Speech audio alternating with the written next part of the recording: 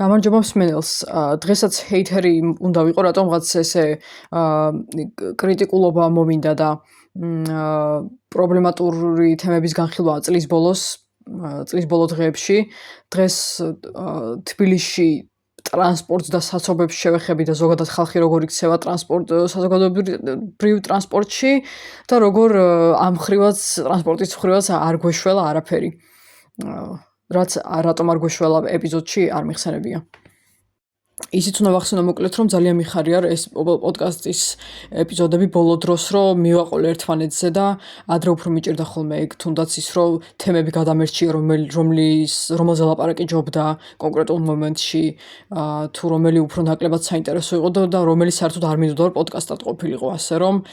კარგია რომ ასე თუ ისე გავააქტიურე ეს ყოველივე. რაც შეეხება ტრანსპორტს, საერთოდ არ მინახავს ადამიანი და მე ახლა არ ვიცი რა ხდება სხვა ქალაქებში,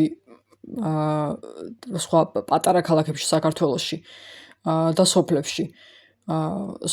სოფლებში ძირითადად ალბათ ტრანსპორტის პრობლემა უფროა, ტრანსპორტის არარსებობის გამო და გადაადგილების გართულების გამო ვიდრე საცობი. მაგრამ პატარა ქალაქებზე ვერ ვილაპარაკებ, იმიტომ რომ საერთოდ არ ვიცი იქ რა ხდება. რაც შეეხება მეორე დიდ ქალაქს საქართველოში ბათუმს, ალბათ იქაც დაახლოებით თბილისისნაირი პრობლემები იქნება და თუ ვინმე ბათუმელი მისმენს, კარგი იქნება რომ კომენტარში თქვას და ასე ვთქვათ თბილისთან პარალელიც გავლოს და შეადაროს. ადამიანი არ მეგულება, არც ქოცი, არც მთავრობის, არც ცენტრისტი, არც სრულად ოპოზიციაში მყოფი ადამიანი, არც ერთი პარტიის მომხრე თუ არც ერთი იდეოლოგიის მომხრე, რომელსაც არ აწუხებს და არ უშლის ნერვებს მუდმივი საცობები თბილისში, მუდმივი მანქანების ბღვილი, გადაჭედილი ქუჩები და უკვე ადრე თუ ამბობდნენ რომ 5-დან ასე 7-მდე დაახლოებით პიკის საათი იყო და მაგ დროს იყო მოძრაობა ძალიან რთული და საცობებიც მეტი წარმოიქმნებოდა და ტაქსიც ძვირია მაგ დროს რომ გამოიძახო, ახლა მე მგონი მთელი დღის განმავლობაში პიკის საათია თუ მაგალითად დილის 7 ან 8 საათი არ არის. ქართველი საზოგადოების და ქართველების ყველაზე მეტად რაც მეზიზღება არის ის რომ თვითგვემაში ბანაობენ ეს ერთი მთავარია ეს ასე ვთქვათ კრიტიკა სხვისგან არ მოდიოდეს და ისევ ქართველი თუ ამბობს იმისგან დიდწილად მისაღებია ხოლმე, იმიტომ რომ რაღაცა თვითგვემასაც როგორც ანდაზებს ისე იმეორებენ და ძალიან ხშირად ლაპარაკობენ მაგაზე. რა გვჭირს, რატომ არ გვეშველება, როდის უნდა გამოვსწორდეთ, რა დღეში ვართ, ჭაობში ვართ, ასე შემდეგ. და რადგან ამ ბოლო წლებში განსაკუთრებით ბოლო 2-3 წელიწადში განსაკუთრებით თან შორმანძილებზე რომ მომიწია ვთქვათ უნივერსიტეტის გამო წასვლა და ზოგჯერ სამსახურის გასაუბრებების გამოც რომ უცნობ ადგილებში შორს მიწევდა წასვლა, აქედან გამომდინარე კიდევ უფრო კარგად დავინახე რომელი უბნის ტრანსპორტში კიდე რა მდგომარეობაა. ხო და რადგანაც თვითგვემაშია ყველა ჩაძირული, გონიათ რომ თავისი საკუთარი ინდივიდუალური კი არა, სხვისი მოსაგვარებელია ის რაზეც ჩვენ თავს ვიგვემთ მთელი საქართველო და რაღაცნაირად რაც უფრო მეტს ასე ვთქვათ მეტად ბევრს ლაპარაკობს ადამიანი და ატყობ რომ არაპირებს საქციელის გამოსწორებას და საკუთარი საქციელზე დაკვირვებას იმისთვის რომ თვითონ მან შეამსუბუქოს რამენაირად მდგომარეობა, ესეთი ხალხი ძირითადად თავის თავს გარედან არ უყურებს ხოლმე რა. და რას გულისხმობ ახლა რატო დავიწყე ამ თვითგვემაზე ლაპარაკი ის რომ გგონია რომ თვითგვემას როცა მივეცემით და როცა ვილანძღავთ თავს და ერს ვლანძღავთ რომ არაფერი აი იმდენად ცუდი მდგომარეობაა რომ რაღაც საკითხებში მაინც ყველაზე დელუზიური ხოცებიც დაგეთანხმებიან რა. და რას გულისხმობ ახლა მაგალითად მეტროში ხო ახლა ბათუმში მეტროპოლიტენი არ არის, თბილისშია და ჩვენ არ ვართ რაღაცა ძალიან დიდი ტერიტორიის მქონე ქვეყანა და ბევრი დიდი რაღაცა მეტროპოლისის მქონე ქვეყანა, სადაც ყველგან მეტრო იქნება ვთქვათ ან დედაქალაქიდან სხვა ქალაქში წახვალ მეტროთი, მაგ ეგ ამბავი ჩვენთან არ არის მიღწეული. კი ამბობენ ახლა რუსთავამდეც უნდა გაიყვანონ მეტრო თუ არ ვცდები თუ არ მეშრება, მაგრამ წარმოდგენა არ მაქვს როგორ დამთავრდება, იმიტომ რომ ამათი გაკეთებული ხო წარმოგიდგენიათ რა იქნება. იმიტომ აღარც მინდა უკვე საერთოდ რომ რამის შეკეთება ან რაღაც ახლის კეთება დაიწყონ, იმიტომ რომ წინასწარ ხარისხზე სერიოზულად მეპარება ეჭვი. მოკლედ, რას გულისხმობ თვითგვემაში და საკუთარი საქციელის არ გამოსწორებაში. 2018 წლიდან ხომ მიწევს უნივერსიტეტის გამო ძირითადად და კიდე სხვა ადგილების გამოც მეტროთი მგზავრობა. მანამდე რაღაცნაირად ისე მოხდა, რომ მეტრო არ დამჭირვებია და ძირითადად სამარშრუტო ტაქსი და ავტობუსით დავდიოდი ხოლმე. და რამდენიმე წელი იყო, რაც საერთოდ მეტროშიც არ ვიყავი ჩასული და აღარ მახსოვდა სად როგორ უნდა წავსულიყავი. სერიოზულად უკვე იქ ვინც იდგა ვაკანზე, იმათ ვკითხე, რომელი მიმართულებით უნდა წავიდე მეთქი. ხო და 2018 წლიდან ვუყურებ როგორ ესე ვთქვათ, როგორ მოძრაობს ხალხი და როგორ იქცევა ხალხი თუნდაც მეტროში. მაგალითად, ყველაზე დატვირთული არის ხოლმე სადგურის მოედანი, ნუ კიდე ახმეტელის თეატრის სადგურზეც მოვხვდი წელს პირველად და მანდაც დავინახე თურმე რა ხდება, იმიტომ რომ აქედან ვიდეოებს ხშირად დებენ ხოლმე რა ამბავიც არის და როგორი შეუძლებელია ფეხით გადაადგილება და კიბეზე ჩასვლაც კი. სადგურის მოედანზე მაგალითად ჯერ ერთი ის რომ ძალიან ბევრი შემთხვევა შემიძლია უკვე დავახასახელო, როცა სადგურის მოედანზე მატარებელი მოვიდა და იმდენად ბევრი ხალხი გამოდიოდა და ვერ დაიცალა და იმდენად ბევრი ხალხი შევიდა აქედანაც, რომ უბრალოდ 3 და 4 მატარებელი გამიშვია ზედიზედ, იმიტომ რომ აზრი არ ქონდა შესვლას. ან უნდა ამოხრჩვალიყავი, ან თანახმა ვიყავი ამოხრჩობაზეც, უბრალოდ ვერც კი შევეტევოდი და მოვყვებოდი კარში რა. ჯერ ერთი ის რომ რასაც ვაკვირდები ესე იგი გამოვდივარ და ვდებთ არ ვიცი რომელიმე სხვა განვითარებული ქვეყნებიდან ვიდეოებს როგორ ქმნის ხალხი დერეფანს როცა სხვები ტრანსპორტიდან ჩამოდიან და როგორ გამოატარებენ ხოლმე და როცა ყველა თლიანად ჩამოიცლება ტრანსპორტი მერე ადიან თვითონ იმ ტრანსპორტში ამას ვუყურებთ და გამეორება ამისი და ნაბიჯის გადადგმა არავის არ აფიქრდება საერთოდ მე ჩემი მხრივ მართლა თავისქების მიზნით კი არა მართლა ფაქტობრივად რო დავაფიქსირო როგორც ვიქცევი იმიტომ რომ მეც იქ არ ვდგავარ და მეც იმ წუთში ბრბოს ნაწილი არ ვარ რომელიც ტრანსპორტში ადის მართლა ყველა შემთხვევაში ისედაც ხალხი სადღაც რო შედის გინა შენობა იყოს და გინა ტრანსპორტი გვერდზე ვიწოვი ხოლმე და ვუთმობ რა თქმა უნდა ისე არა რომ მე გარეთ დავრჩე მაგრამ დათმობა ჩემი აზრით აუცილებელია ზომიერად შემიძლია ვთქვა, რომ ყველა შემთხვევაში აქ გვერდზე ვარ გამოწეული ისე, რომ თავისუფლად გამოვლით საშუალება ქონდეს ადამიანს და სხვებს რო უყურებ, კარიც კი არ არის გაღებული, უკვე თვითონ არიან შეტენილები მატარებელში, რასაც ქვია. არ ვიცი რისი ეშინიათ, რომ ძღოლი მალე დაკეტავს კარს, ნუ ეგეც არის ალბათ რა და მე რა ვიცი, ვინც თბილისში ხართ და მეტროთი მგზავრობთ ხოლმე, იცით ალბათ, რომ ესე ვთქვათ, კარი რო არ დაიკეტოს, ხელებით იჭერენ, მთელი ძალით აქეთ-იქიდან ხელებით აკავებენ ხოლმე, რომ ბოლო ვინც არის, ისიც შემოეტანოს ბარემ და იმანად შესვლა მოასწროს მატარებელში. 2018 წლიდან მოყოლებული ისევ.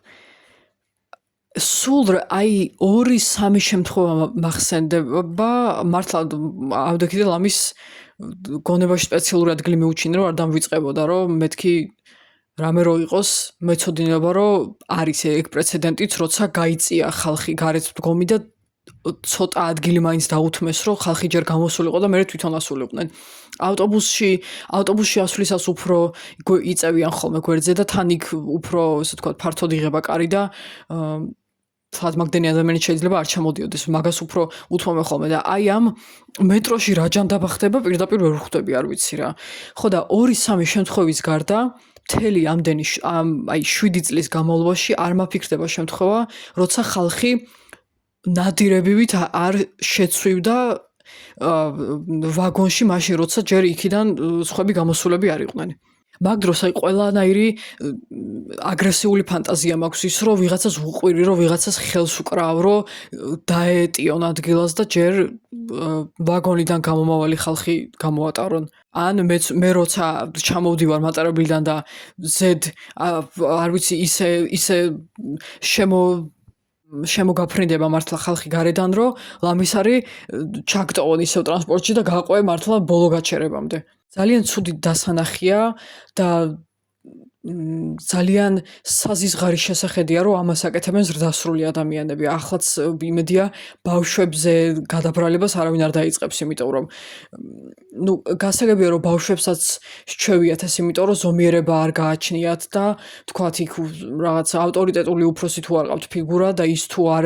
ეტყვის და ასწავლის ისე ვერ მიეჩვევიან რომ სწორად უნდა მოიქცნენ სადღაც მით უმეტეს ტრანსპორტში მაგრამ დასრულებსაც თუ თავიდან აღზრდავნათ რა გაცლიან ის დასრულები რო თავიდან აღზარდო არ მგონია თან არც მგონია რომ შესაძლებელი იყოს ეგ უფრო რაღაცების დაწესებით ან დასჯით ან წახალისების მეთოდებით ან რაღაც ასეთით თუ მოახერხებ რომ რაღაცას დაამახსოვრებ ზრდასრულებს თორე მე სხვანაირად ვერ წარმომიდგენია მაგათ რა უნდა ეშველოთ თან თვითონ როცა მატარებელში აღმოჩნდები იქ სხვა პრობლემაც არის ახლა გოგოები და ქალები თუ მისმენენ ისინი მიხვდებიან ძალიან კარგად რასაც ვამბობ სადაც ერთ სკამზე გამწკრივებულად ბევრი კაცი ზის ან ფეხზე ბევრი კაცი დგას და შენ იმათ გვერდით აღმოჩნდი ეგრევე გინდა რომ სხვა კუთხეში გადახვიდე და საერთოდ აღარ მაშინაც კი რაღაცა ზედმეტად შფოთავ თუ შენ უკან ვიღაც კაცი მგზავრი დგას და ვცდილობ რომ ისა შემოტრიალდე რომ სახით უყურებდე და იცოდე რას აკეთებს და რისი მაქნისია და ვინ არის საერთოდ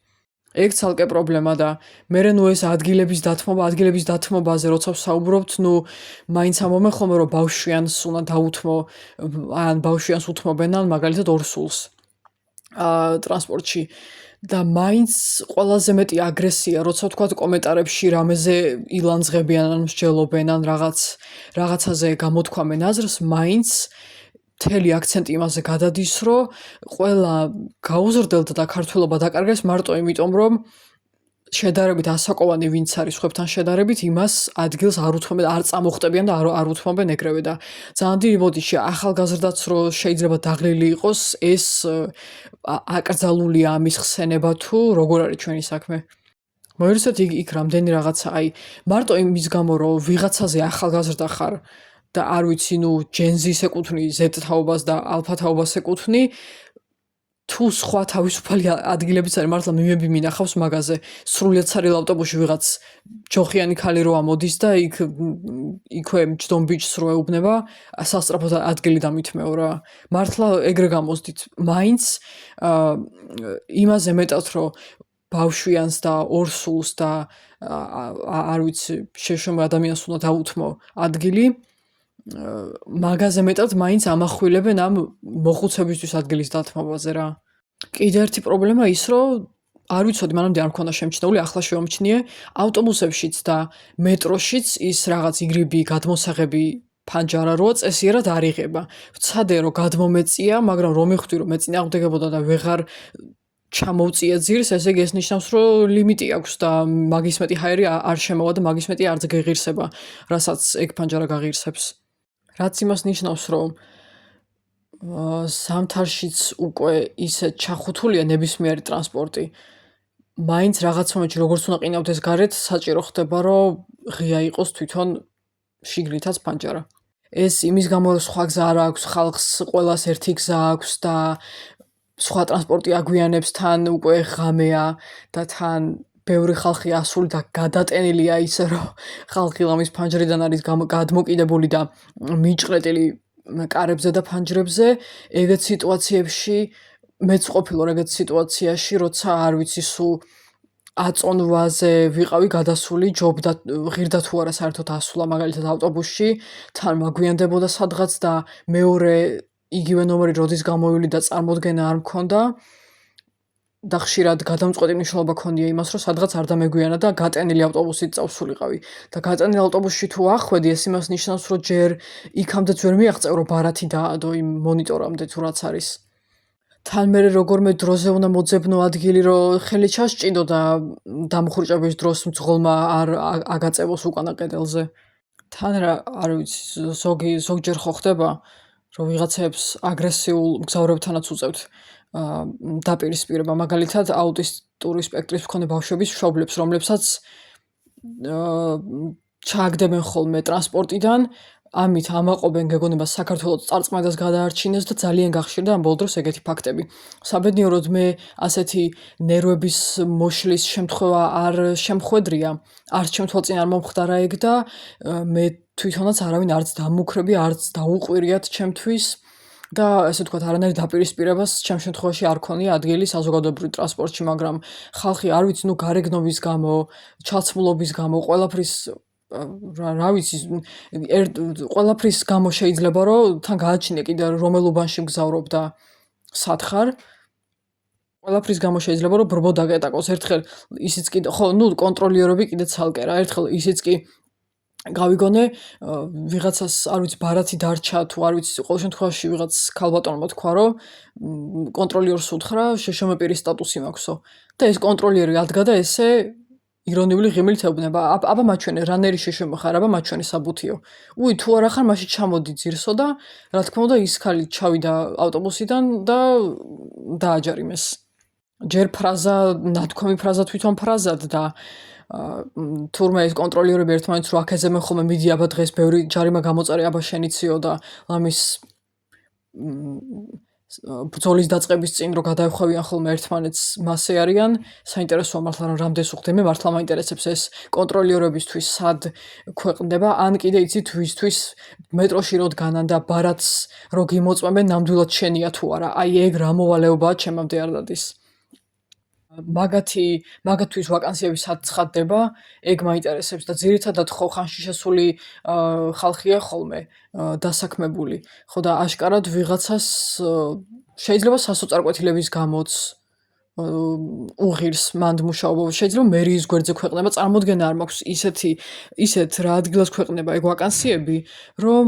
მსგავსი ასაკობრივი კატეგორიისთვის არის ხელმისაწვდომი და ადვილად დასანახი, იმიტომ რომ საერთოდ არსად არ შემხვედრია არც დარეკლამებული, არც არაფერი. მე ყველაზე მეტად მაინც ამ ეპიზოდის ჩაწერა მინდოდა იქიდან გამომდინარე, რომ ხალხმა ვერ ისწავლა ვერაფრით და ყველაზე მაგრად ეგ მაგიზიანებდა ახლა რო ვფიქრობდი კიდე რაზე მელაპარაკა როცა ჩავიწერდი ამ ეპიზოდს პირველი მაინც ამ შემთხვევაში არის ჩამომსვლელებისთვის დათმობა და რაღაცა დერეფანის გაკეთება რა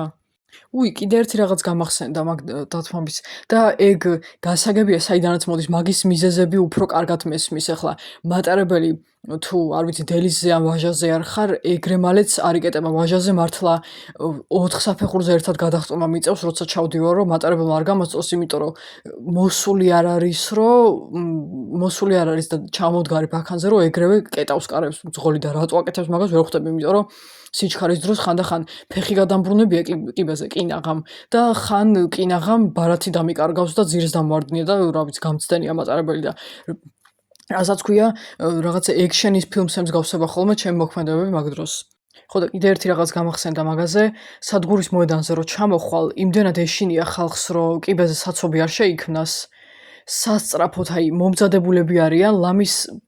ცალი ფეხი და ხელი კარში აქვთ გაყოფილი რომ სასწრაფოდ პირველები აცვიდნენ კიბეზე და ხალხის გროვაში არ მოყვნენ მე ცალკე ეს გააჩნია კიდე რომელი დღეა თუმცა რაღაცნაირად ეს დღეები და პიკის საათებიც აზელილია უკვე მართლა ადრიანი დილის და ღამის 12 საათის გარდა მთელი დღის განმავლობაში პიკის საათია ფაქტობრივად მაგ გამონაკლისი ვინ არის ახლა მეც ეგრე ვარ ხოლმე რომ უფრო მალე ავიდე მე ესეთ რაღაცას ვაკეთებ ორი მხრიდან ხო არის კიბე და თუ ერთ მხარეს ზედმეტად ბევრია მისეული და ბოლო არ უჩანს ყველა სკროლვით და არ ვიცი წიგნების კითხვით ადის კიბეზე და თან უკნიდან გაწვევიან და ცდილობენ რომ შენსა და მოაჯირს შორის შემოეწენონ ან თვითონ ესე ვთქვათ კიბის მოაჯირში შემოძვრნენ და ისე ავიდნენ მაგ შემთხვევაში მეორე მხარეს მივდივარ ხოლმე იმიტომ რომ იმ მეორე მხარეს ასე თუ ისე ნაკადი ხო ჩაცლილია და სანამ იქამდე მივალ კიდე უფრო მაღლა ასულები იქნებიან და რა ვიცი უფრო ხშირად უნდა გავაკეთო ხოლმე ეგ ახლა ისიც ფაქტია რომ ავტობუსზე და სამარშრუტო ტაქსიზე მალე დადის მეტრო იმიტომ რომ მეტროს მარტო სადგურებში ჩერდება და არა ყოველ გაჩერებაზე ან ასე შემდეგ და უფრო სწრაფიც არის რა თქმა უნდა გარკვეულწილად უფრო მოსახერხებელიც როცა მაგალითად ცენტრალურ უბნებში გადაადგილდები და არ გინდა რომ ავტობუს 27 წუთი ელოდო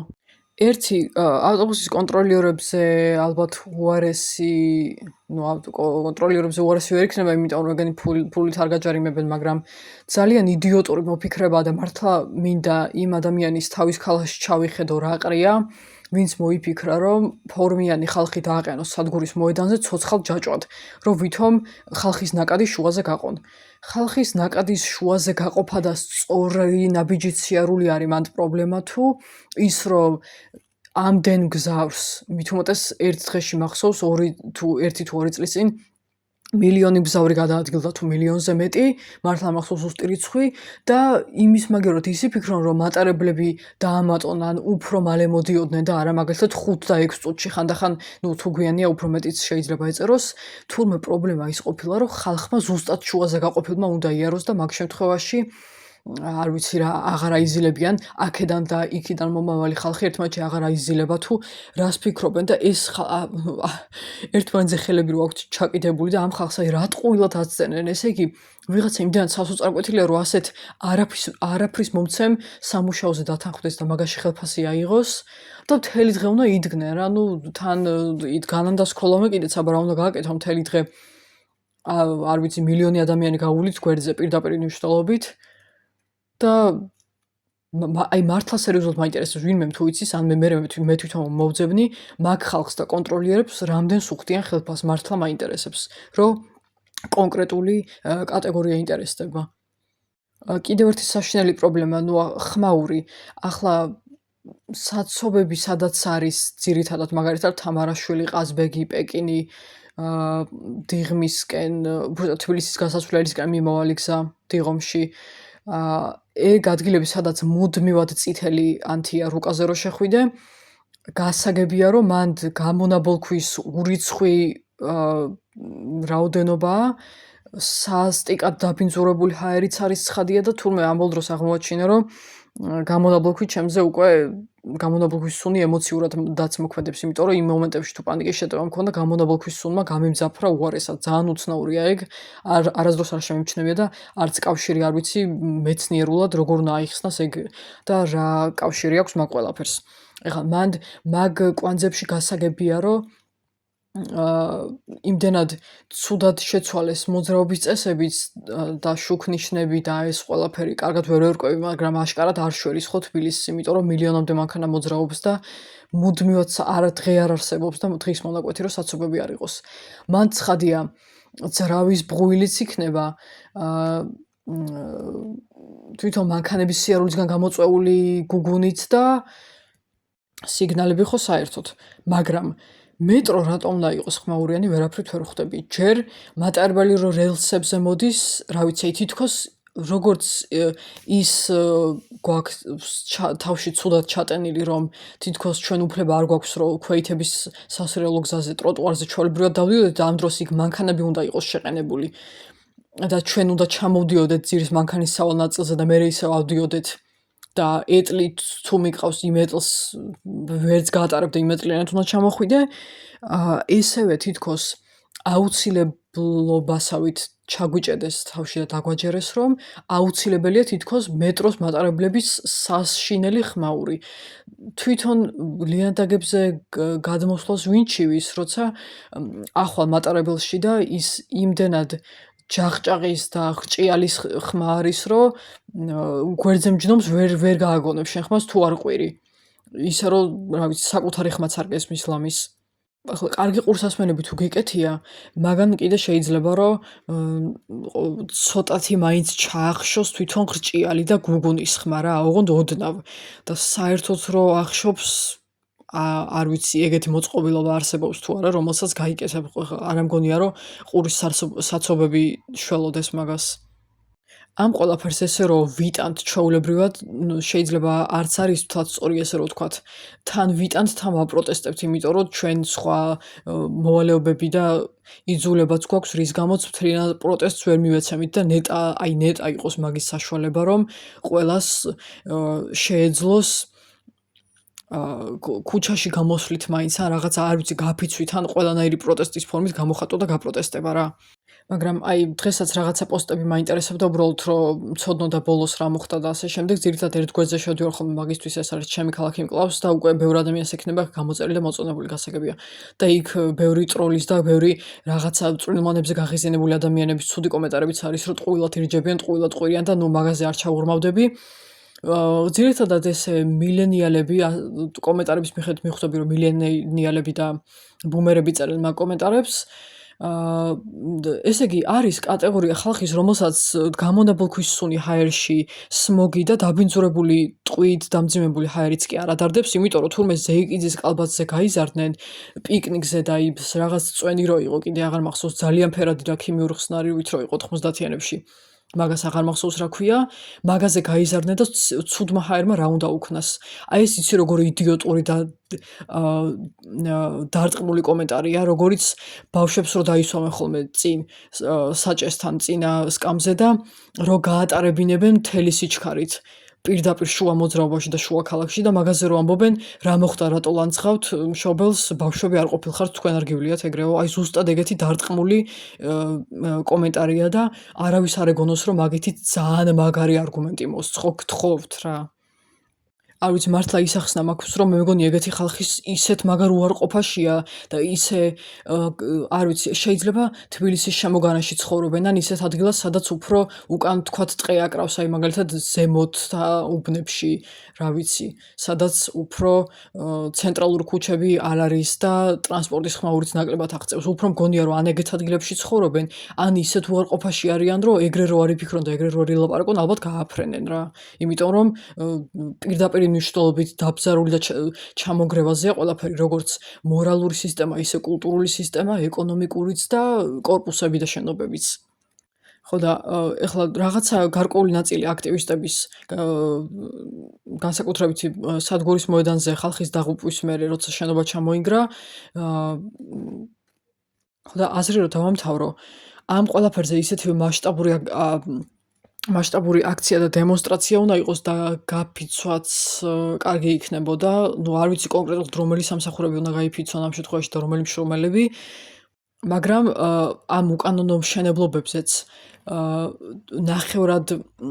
დანგრევის პირას ყოფ ავარიულ შენობებზეც და ცუდ ჰაერზე და ყველაფერზე არ ვიცი, ნუ უკვე იმდენი ხანი გავიდა და ისეთ წერტილს მივაღწიეთ, ამ ყველაფერზე ერთად თუ არ იბრძოლა ყველამ ერთად, ისე არაფერი არ გამოვა რა. და არც ამ ხმაურს უნდა ვიტანდეთ, იმიტომ რომ ჯანმრთელობას სერიოზულად აზიანებს, ვინმე თუ არ იცით, ესე უბრალოდ გატარება თითქოს უბრალოდ რაღაც პარალელური ხაზი მიდის. თითო პრობლემას რო ჩაურმავდე კიდე ძალიან ბევრი მივიდოდა, ამიტომ დღეისთვის ეს იყოს. მთავარია რომ გამოვხატე და ვთქვი რაც მინდოდა და ამის მერე უკვე გაადავალ სახალხო გამოშვებაზე. დროებით